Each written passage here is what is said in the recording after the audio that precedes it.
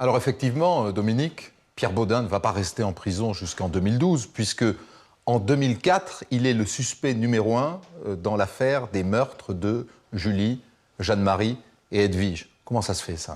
Oui, Christophe, on est au début des années 90. Bodin est en détention préventive. 1994, il est jugé pour une série de hold-up qu'il a commis en 88-89. 16 hold-up. En 94, il est condamné à 19 ans de prison. La même année 94, il est condamné pour un autre hold-up qu'il a commis en 89. 2 blessés graves, dont un policier. Là, Bodin prend 15 ans. 1996, Bodin comparé à nouveau devant les assises pour la cavale dont on a parlé tout à l'heure, pour les crimes et délits commis pendant cette cavale de 72 heures. Pour l'ensemble de son œuvre pendant ces 72 heures, 28 ans de prison. Ça fait 62.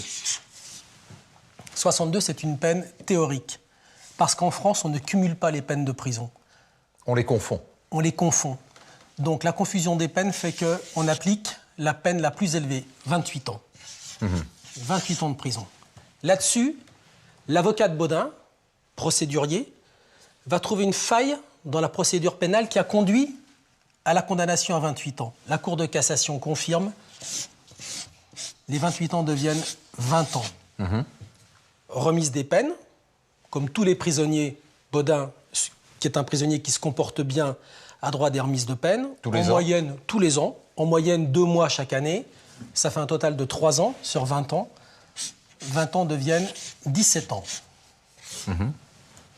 Là-dessus, grâce présidentielle. Les grâces présidentielles, c'est plusieurs mois chaque année. Le 14 juillet. Le 14 juillet. Donc pour Bodin, ça va faire environ 3 ans. Les 17 ans deviennent 14 ans. 14 ans, normalement, Bodin sort de prison en janvier 2005. Et là, eh bien, il a une liberté conditionnelle parce qu'il s'est tellement bien tenu en prison qu'on lui enlève encore 8 mois. Il sort de prison, il a fait 13 ans. On est en mars 2004. 62 ans sont devenus 13 ans de prison effectifs.